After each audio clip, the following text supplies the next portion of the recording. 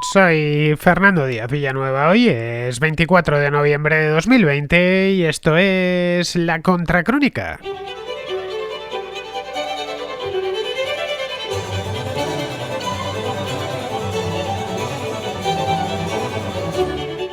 Donald Trump no tira la toalla 20 días después de las elecciones, a pesar de que sus opciones legales se han reducido considerablemente y de que algunos insignes miembros de su partido, del Partido Republicano, hayan pedido al presidente que ponga fin a todo este asunto y reconozca la derrota. Os había dicho 20 días, pero no 21, porque estamos hoy ya a 24 de noviembre y las elecciones fueron el pasado día 3 de noviembre. Pero vamos, Donald Trump y su equipo no quieren saber nada de eso, de tirar la toalla, quiero decir, y de menos aún de reconocer a Joe Biden como presidente definitivo, al menos por ahora. Se han comprometido a apelar una sentencia federal en Pensilvania que desestima una de sus denuncias y han presentado además de eso una solicitud de recuento en Georgia, tras la certificación del Estado a favor de Joe Biden.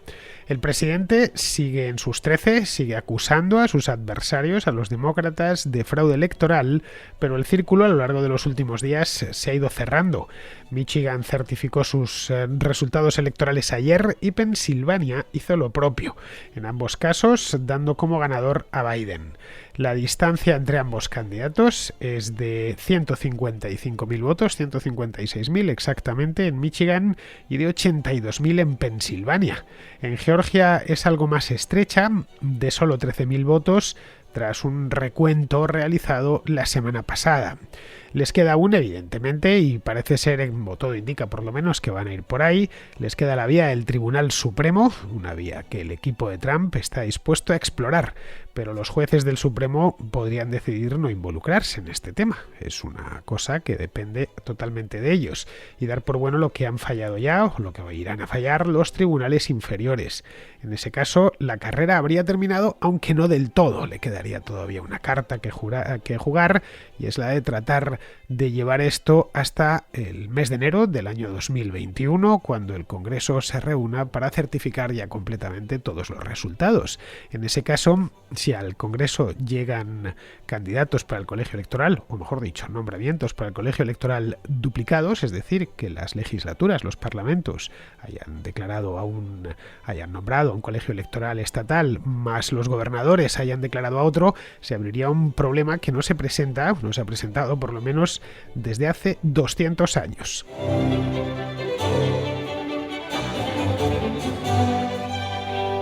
El viernes pasado, un juez de Pensilvania, un tipo llamado Matthew Brann, emitió un fallo en el que rechazaba las acusaciones del equipo legal de Donald Trump sobre presuntas irregularidades electorales en el estado de Pensilvania.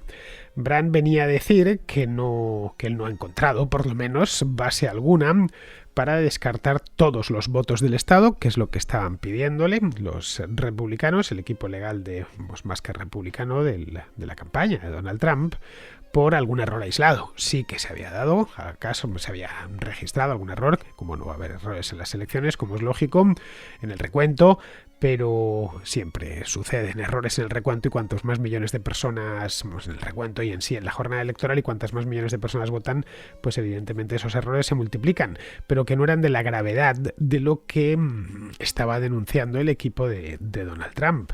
Los abogados que están, en el caso de Trump, están todos capitaneados por Rudy Giuliani, le conocemos todos por haber sido alcalde de Nueva York, además en un momento muy especial, cuando los atentados del 11 de septiembre, pero vamos, aparte de eso, Rudy Giuliani es un prestigioso abogado.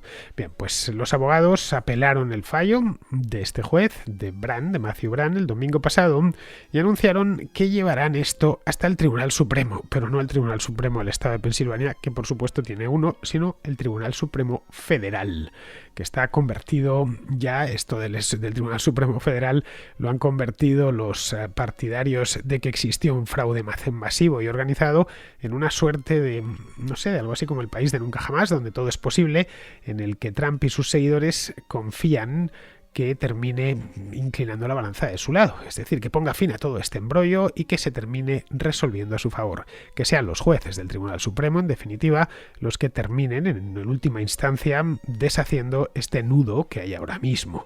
Esa es un poco su idea, y a poco que recorramos internet y visitemos ciertos periódicos, que están siguiendo este tema, del lado, evidentemente, de Donald Trump, pues siempre de una manera u otra termina saliendo la historia esta del Tribunal Supremo. Pueden decir lo que quieran los tribunales de Georgia o de Michigan o de Pensilvania o de donde sea, que al final el Tribunal Supremo les va a enmendar la plana por no se sabe bien qué razones, porque es pura confianza. Si lo han tirado en un tribunal inferior en Pensilvania, no hay ninguna razón para pensar que los jueces del Supremo pues van a valorar eso mismo de una manera distinta. Podría ser que lo hiciesen o podría ser que no. De cualquier manera, no estamos hablando de solo un estado. El Tribunal Supremo ya se metió en un asunto electoral, las elecciones del año 2000, pero había en aquel entonces solo un estado, era Florida, y había muy pocos votos entre los dos candidatos. En este caso, como bien sabemos, son unos cuantos estados y bastantes más votos que en aquel entonces. Es decir, que no existe ningún mecanismo que permita revisar los procedimientos electorales en un solo caso ante el Tribunal Supremo. Que no les pueden sumar todos, meterlos en el mismo paquete y enviarlos al Tribunal Supremo para que decida. Bien, evidentemente irían en carpetas separadas, pero que decida y emita una sentencia total. Eso no, al parecer no hay una manera de hacerlo. Pueden ir en función de cada uno de los estados. Eso evidentemente llevaría, aparte mucho más papeleo, llevaría pues mucho más tiempo. Pero vamos, no está contemplado como tal porque nunca se habían planteado una cosa así. Para que los abogados de Trump se saliesen con la suya, y ya sabemos cuál es la suya, no hace falta que lo expliquen, tendrían que anular los resultados en varios estados, no bastaría con uno. Es decir, como os comentaba antes, no es como en el año 2000, en aquellas elecciones, yo las recuerdo por lo menos, y entiendo que muchos de los que están al otro lado del micrófono también las recuerdan, no fue hace tanto tiempo, solo 20 años. Cualquiera que tenga ahora mismo 40 o más de 40 la recuerda a la perfección la que se armó y la cantidad de cobertura mediática que tuvo aquello. Bueno, Internet ya existía, lo que pasa es que en el año 2000 no tenía la importancia y sobre todo la extensión que tiene hoy Internet y las redes sociales. Así que no existía en el año 2000, os lo aseguro. El hecho es que en aquel entonces, en las mismas fechas, estamos hablando del mes de noviembre, principios de diciembre del año 2000, estábamos todos igual viendo a ver qué pasaba en Estados Unidos y cuál iba a ser el próximo presidente. Eso sí, yo recuerdo a la perfección que en aquel entonces sí que estábamos ante una incertidumbre total, porque era solo un estado y la cosa estaba que no se sabía de qué lado iba a ir. Este año es muy distinto. Las probabilidades de que Trump revierta el resultado son pequeñas y conforme van pasando los días son más pequeñas todavía. En aquel entonces, en el año 2000, cuando George Bush y Al Gore se disputaban la presidencia, concretamente se disputaban Florida, todo era cuestión de examinar, y si era necesario mirar con lupa, los votos de un solo estado. En aquel momento el Tribunal Supremo Federal, estoy hablando, suspendió el recuento y ordenó que se empezase de nuevo a escrutar todos los votos. Pero claro, es que ahí el resultado era realmente ajustadísimo, tanto que en aquel entonces se pensó que nunca nos volveríamos a encontrar con una cosa parecida. Conforme a las leyes de la combinatoria, las probabilidades de que algo así sucediese pues eran una entre muchos millones. Bueno, pues en aquel momento sucedió y al final George Bush se convirtió en presidente de Estados Unidos por unos cientos de votos. Lo de un puñado de votos, pues fue un puñado de votos, 537 exactamente a favor de Bush, porque luego en voto electoral, popular, Bush tuvo menos votos en el año 2000, en el año 2004 ya se desquitó y ganó por voto popular.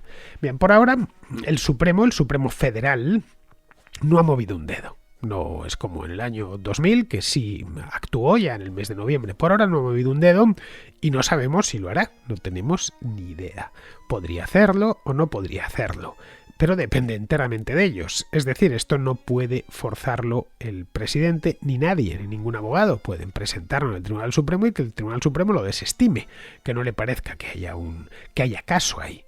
Así que la batalla tendrán que darla por ahora, y es de hecho donde están dándola, en los tribunales estatales.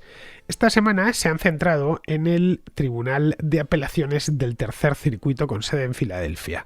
El sistema judicial estadounidense es bastante complejo porque es un país gigantesco. Es como si sumásemos todos los sistemas judiciales de la Unión Europea, por ejemplo, ¿no? Pues nos volveríamos un poco locos. Bueno, de hecho es más sencillo porque en Estados Unidos es el mismo país a fin de cuentas, pero con todo. que es el país de los abogados, no lo olvidemos, y el país además de los litigios, de los abogados litigantes concretamente.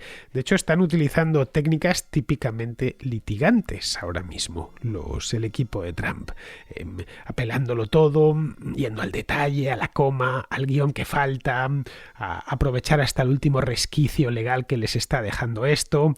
Vamos, a poco que uno quiera seguirlo, y yo estoy tratando de seguirlo al día, por supuesto, pero de seguirlo hasta en los detalles, hay días que me cuesta, porque de un día para otro hay un montón de novedades sobre esta historia, y al ser además información jurídica es en sí un poco aburrida. Si no se estuviese despachando algo tan importante como la presidencia de Estados Unidos, la verdad es que costaría centrarse en ello. Bien, pues este tribunal puede actuar rápido. El tribunal, os repito el nombre, Tribunal de Apelaciones del Tercer Circuito, que está en Filadelfia, que os había dicho. Filadelfia es una ciudad que está en Pensilvania, para el que no lo sepa. Bueno, este tribunal puede actuar rápido, pero no tiene obligación de hacerlo. No se le puede meter prisa. Vamos, ninguna en absoluto. Puede también fallar de una manera que no guste a Giuliani y compañía. Es decir, fallar como ya lo ha hecho el juez Brand. Es decir, que se nieguen a cerrar brechas electorales cuando hay decenas de miles de votos de por medio. No hay más, que es el caso de Pensilvania, donde hay pues 8 decenas de miles, 82.000 votos de diferencia en todo el estado entre Donald Trump y Joe Biden. En algunos estados, esto es el caso de Pensilvania, luego en algunos estados como Michigan, la brecha es incluso mayor, es de 155.000 votos, 156.000, os decía antes. La esperanza de Trump aquí, y es curioso, pero guardan esperanza en todas partes, es maravilloso de ver, cuando se les desvanezcan, mucha gente va a sentirse realmente defraudada, es una pena. Bueno, pues la esperanza de Trump aquí es que se anulen los votos por correo que llegaron tarde, esto ya os lo conté en otros programas, pero es que aun anulándolos, pongamos por caso que deciden que hay que anular todos los votos por correo que llegaron tarde, pues tampoco habría un cambio sustancial de las cosas, por lo menos del resultado. ¿Por qué? Pues porque estamos hablando de una cantidad de votos muy pequeña, estamos hablando concretamente de 8.300 papeletas, y en el caso de Michigan la ventaja de Biden es de 82.000 votos, así que aunque esas 8.300 papeletas saliesen del recuento, es decir, nunca hubiesen existido, no cambiaría, y fuesen, pongamos por caso, todas para Biden, que ya lo dudo, en ese caso pasaría la diferencia pasaría de ser de 82.000 a 72.000, y por supuesto no se quedaría con el estado.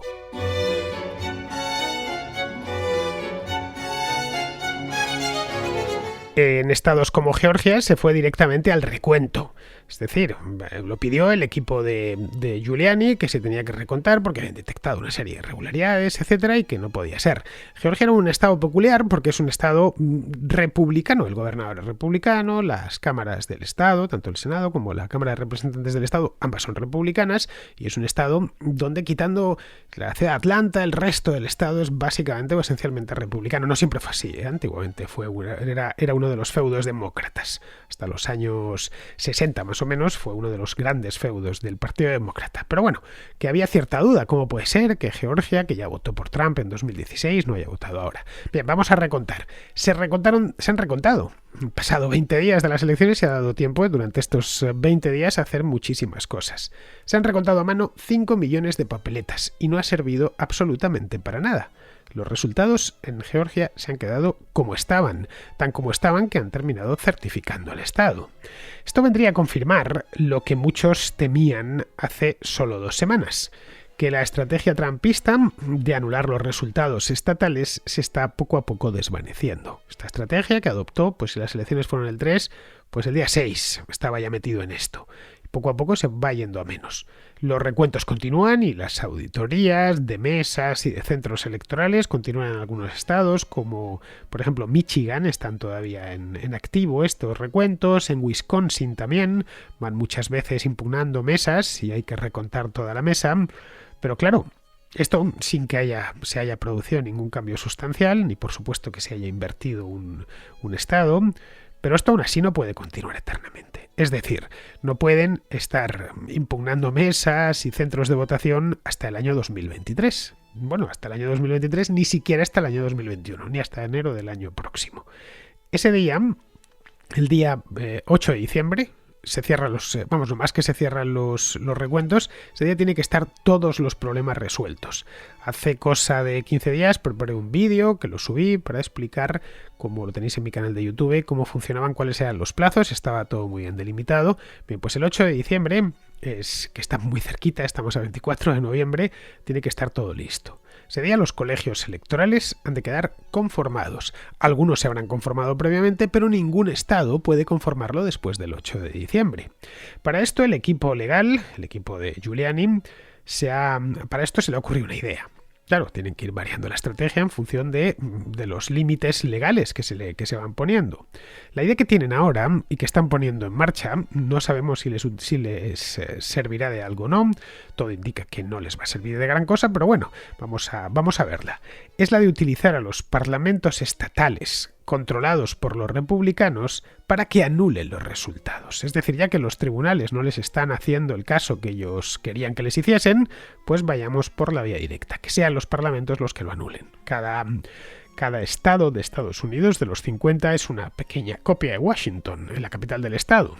Es decir, tienen su Capitolio, que a menudo además están organizados de la misma manera. En un ala del Capitolio está en la Cámara de Representantes del Estado y en el otro ala está el Senado y en el centro una rotonda con su cúpula encima. Se fueron repicando el mismo modelo por todos los estados de Estados Unidos. Así que allá donde los republicanos controlan las cámaras, es decir, controlan lo que allí llaman el legislature, es decir, la legislatura, que en español significaría otra cosa, bueno, pues que sea esas, entre comillas, legislaturas estatales las que anulen los resultados que no les gustan.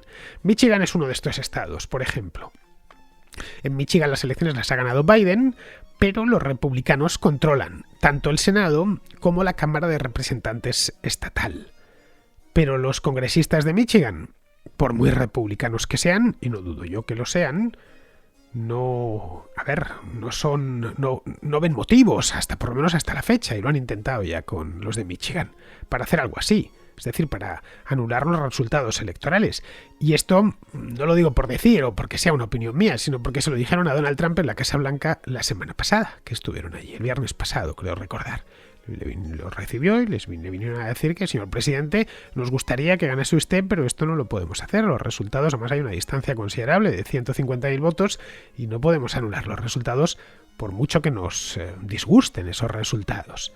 El plan de Giuliani, de cualquier manera, es que estos parlamentos, estas dos cámaras, siempre y cuando estén controladas por republicanos, empleen su poder para ignorar los resultados y nombren grandes electores. Es decir, que asuman, más o menos, que todo ha fallado, que ha habido un fraude o lo que sea, que ha habido problemas, y no reconozcan, ignoren esos resultados, y ellos, y están facultados para hacerlo, nombren a su propio colegio electoral. Ya está. Nada más. Y es el colegio electoral, nombrado por ellos, evidentemente, llegado el momento, votará a favor de Donald Trump como presidente. Bien, algo así no se ha hecho nunca. Ya está, esto sí que están innovando, por razones fáciles de entender. A ver, si Trump quiere adueñarse del colegio electoral a través de este atajo, y no deja de ser un atajo, la verdad, bastante feo, por cierto, tendría que contar así con el apoyo de 6 parlamentos estatales, no solo de uno. Si bastase con uno, quizá les podría salir, pero es que necesita 6. Necesita Michigan, necesita Pensilvania, necesita Wisconsin, Georgia, Nevada y Arizona. ¿Podría hacerse algo así? Es una pregunta muy pertinente en este caso. Yo es lo que me pregunté el otro día, cuando vi cómo habían hecho el cambio de estrategia. A ver, por poder sí, por poder se puede. Sobre el papel, la Constitución estadounidense lo admite. La Constitución faculta a los parlamentos estatales el nombramiento de los grandes electores. Es una posibilidad. Pueden hacerlo como ellos, si lo deciden, como ellos quieran, nombrar a quien les venga en gana. Aunque, como es lógico, no suelen hacerlo, no lo han hecho nunca, porque se guían por el voto popular. Cada estado, como os decía antes, tiene diferentes fechas límite para la certificación, pero la ley federal les exige que resuelvan cualquier disputa relacionada con las votaciones y nombren a los electores antes del 8 de diciembre. Por lo tanto, en ese plazo pueden, siempre que cumplan la propia ley, pueden ignorar los resultados electorales o ir por la vía de en medio y nombrar ellos. La segunda parte, la de la vía de en medio, no se hace. En Estados Unidos la idea de que el gobierno proviene del pueblo, un gobierno del pueblo para el pueblo, está muy asentada después de 2 siglos y pico. Así que nunca un parlamento estatal pues se ha atrevido a ignorar los votos y nombrar a los electores en función de sus propios intereses políticos. Bueno, pues eso mismo es lo que los legisladores de Michigan trataron de hacer ver a Donald Trump la semana pasada. Es decir, pueden hacerlo, la Constitución y la legislación estatal les faculta para ello, pero no deben hacerlo, porque aunque no chocase con la Constitución, sería algo claramente antidemocrático. Me importa un bledo lo que hayáis votado, que nosotros vamos a elegir a nuestro propio colegio electoral. Si los parlamentos estatales no se dejan influir, le queda otra carta a Giuliani. Es decir, si pasa lo que ha pasado con Michigan, que ya le han dicho que no van a hacer eso, que no van a meterse entre el presidente y los electores en absoluto, le queda la posibilidad a los gobernadores. A ver, siempre será más fácil convencer a uno que a 30 o a 40. En Georgia, por ejemplo, tanto el gobernador como el Senado y la Cámara de Representantes estatal son republicanos. Hay un total, lo he ido a contar, de 183 republicanos entre senadores y representantes, frente a 96 demócratas. Y luego está el gobernador, que es republicano. Es más sencillo persuadir al gobernador de nombrar un colegio electoral afín a Trump que hacer lo propio con 183 tipos, que pueden tener, no sé, ciertos reparos de índole moral. Así que podría suceder, esto podría, no significa que vaya a suceder, pero por poder podría suceder que un mismo estado presente 2 listas de electores, una nombrada por el Parlamento en función de los votos o en función de su capricho, y otra nombrada por el gobernador. En ese caso, la Constitución también abre la posibilidad. Hay una enmienda, la 12ª, que es de principios del siglo XIX, que estipula que será la Cámara de Representantes quien elija al siguiente presidente. La Cámara de Representantes nacional. Si se producen una serie de problemas. Esto ha sucedido solo 2 veces. Es decir, si hay este bloqueo, que no se ponen de acuerdo y que hay distintas listas de electores, al final tiene que cortar ese nudo gordiano, lo tiene que cortar la Cámara de Representantes de Washington. Pero esto ha sucedido en el año, hace la friolera de 200 años. La primera vez en 1800 y la segunda en 1824. En 1800 se disputaba la presidencia Thomas Jefferson y John Adams, 2 de los padres fundadores, y en el año 1824 fueron John Quincy Adams y Andrew Jackson. En ambos casos la Cámara tuvo que decidir. Bien, ¿qué pasaría si se viesen ahora en la misma tesitura? En principio, podría parecer que el asunto ya estaría visto para sentencia así de rápido, porque los demócratas cuentan con mayoría en la Cámara de Representantes, hoy por hoy. Pero el procedimiento que fija la 12ª enmienda no se basa en el número de diputados, es decir, de representantes, sino en el de delegaciones. Se vota por delegación estatal, y ahí los republicanos cuentan con una delegación estatal más, 26 delegaciones estatales en la Cámara frente a 24 de los demócratas. Luego, una votación en la Cámara, en principio, favorecería a los republicanos, pero claro, llegar hasta ahí sería extremadamente complicado, porque necesitaría que se presentasen listas de electores diferentes. Una de las legislaturas estatales y otra más del gobernador, cosa que no es tan sencilla. En el Partido Republicano, además, cada vez hay más fisuras. Es decir, que no es ni muchísimo menos un bloque monolítico. Las voces discordantes, con la estrategia seguida por el presidente, empiezan a proliferar entre los congresistas republicanos, e incluso algunos gobernadores de estados del Partido Republicano están censurando al presidente. Bueno, la semana pasada se armó un buen escándalo porque el gobernador de Maryland, que es republicano, a pesar de que el estado es típicamente demócrata, se llama Larry Hogan, lo dijo por la televisión. Dijo que Estados Unidos estaba pareciéndose a una república bananera. Trump, por supuesto, no tardó en responderle. Le respondió por Twitter acusándole de ser tan malo como, al parecer, unos test para la COVID que Maryland había adquirido en abril y que no funcionaban. Con Hogan, evidentemente, no puede contar para que nombre a sus propios electores, al margen de lo que haga luego el Parlamento del Estado, que en ese caso es demócrata. La situación, como vemos, cada vez se complica más y se enreda más. Quizá esa era la intención de Donald Trump. Enterrar este asunto en varias toneladas de papel timbrado para que al menos su derrota quede diluida en la sospecha de un fraude electoral masivo, que bueno, al menos hasta la fecha, y estamos a 24 de noviembre, no ha sido probado. Vamos con la contrarréplica. Empezamos con Paco de Córdoba, que pregunta por el Sáhara Occidental. Echo de menos en la contracrónica algún programa relativo al Sáhara Occidental. A ver qué piensas sobre el tema. En la noticia nunca sale prácticamente nada. No estamos informados apenas prácticamente nada. En prensa sí sale algo más, pero una antigua provincia española pendiente de descolonizar por parte de la ONU, donde hay un interés importantísimo para España, una zona rica en fosfato, en silicio, etcétera, que lo está explotando Marruecos en su parte costera ocupada.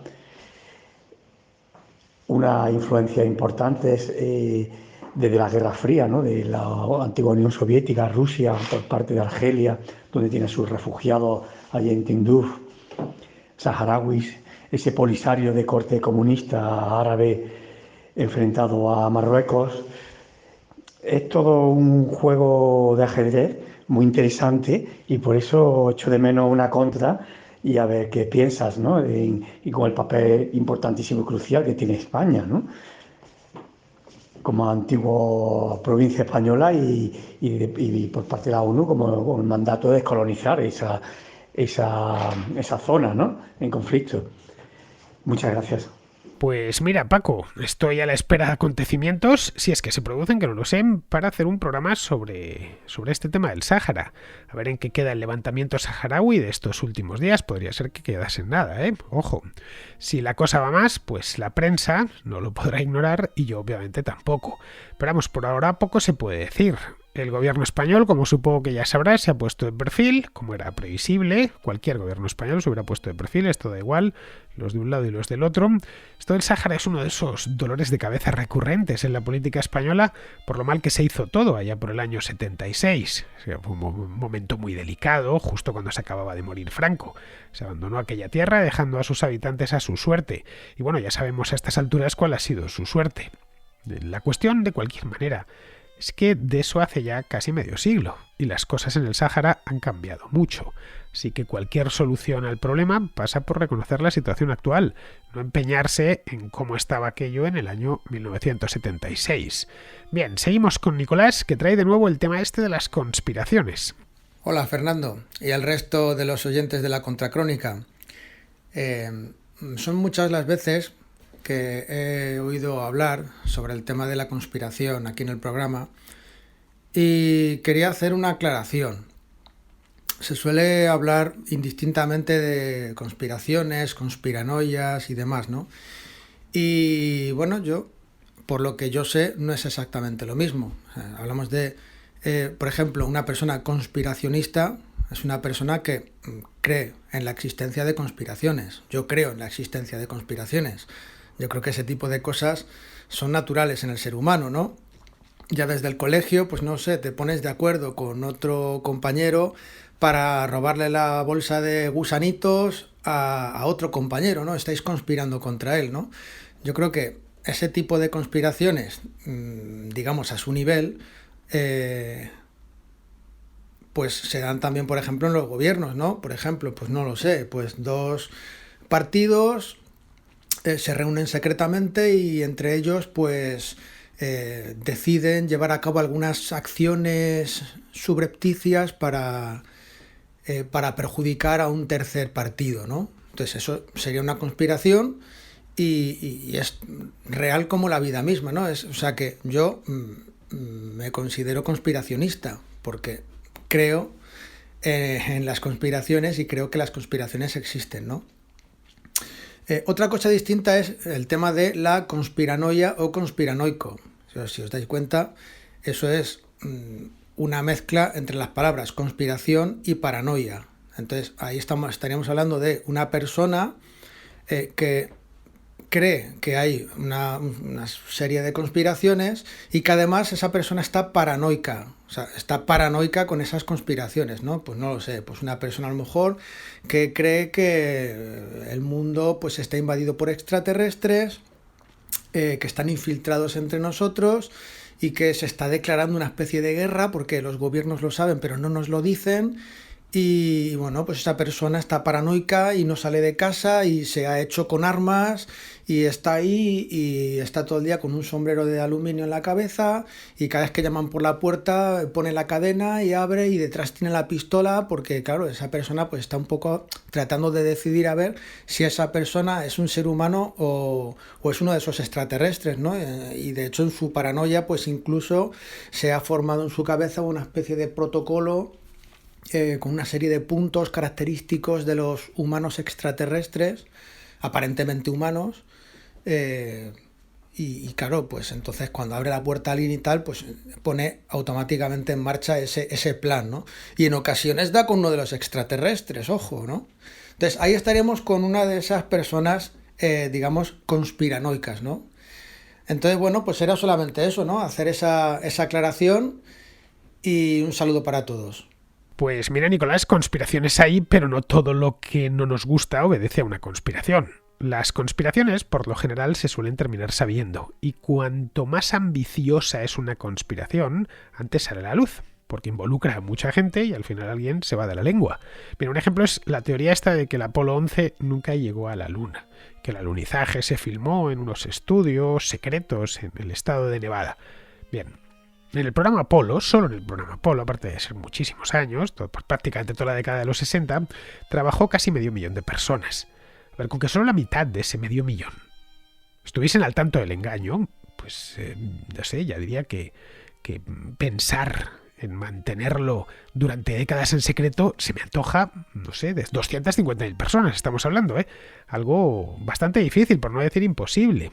La conspiranoia, como decía aquí el domingo pasado, consiste en eso mismo, en creer a puño cerrado en algo, muchas veces en cosas completamente descabelladas, para resolver una incógnita, o a veces simplemente para desinformar con intenciones políticas. Muchas conspiranoias van por ahí. Bien, vamos ahora con Israel de Vigo, que nos habla de algunos defectos de la sanidad pública.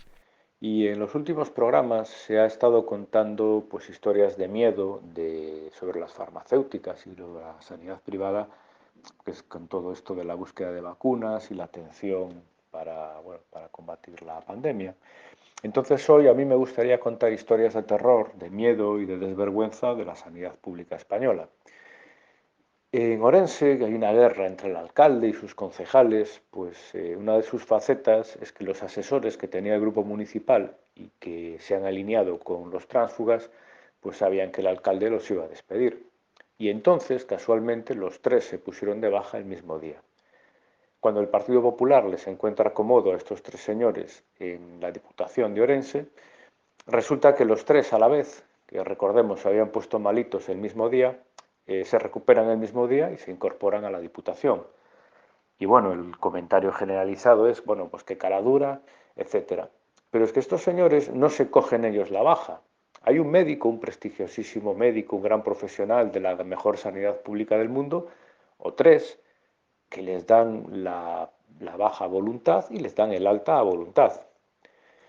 Después podemos seguir con la atención primaria, que aquí sigue cerrada, se hace una atención telefónica y a ver, siendo un tema que se podía debatir, el hecho de que los centros de salud estén cerrados por la pandemia, a ver, yo puedo entender que sea una consulta telefónica, porque en algunos casos, pues bueno, pues hablando por teléfono con una sintomatología, pues cosas sencillas, pues se pueden ir resolviendo. Lo que no me cabe en la cabeza es que haya que esperar días y días a tener una consulta telefónica. Es decir, no están en sus consultas los médicos, pero bueno, dice, bueno, no están en sus consultas porque, bueno, están en las UCIs en primera línea. No, nadie sabe dónde están. Es decir, es una cosa extrañísima. Y por último, el tema de que, bueno, mientras la sanidad, la atención primaria está cerrada, los centros privados de Vigo están trabajando a todo trapo.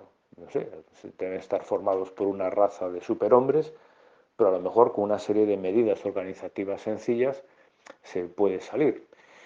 Eh, entonces, bueno, esta discusión entre sanidad pública y privada quizás la resuelvan los funcionarios de Muface, que como sabrás, en una inmensa mayoría entre la maravillosa y estupenda, una de las mejores sanidades públicas del mundo, y una bolsa de buitres de aseguradoras privadas donde la salud es una mercancía, pues para ellos y sus familias, bien que se eligen la sanidad privada, como hizo nuestra vicepresidenta, o como la señora Celaá, que tenía en pleno puente, en octubre, tenía una consulta que seguramente sería privada, porque dudo mucho que la atendieran a golpe de sábado en la sanidad pública.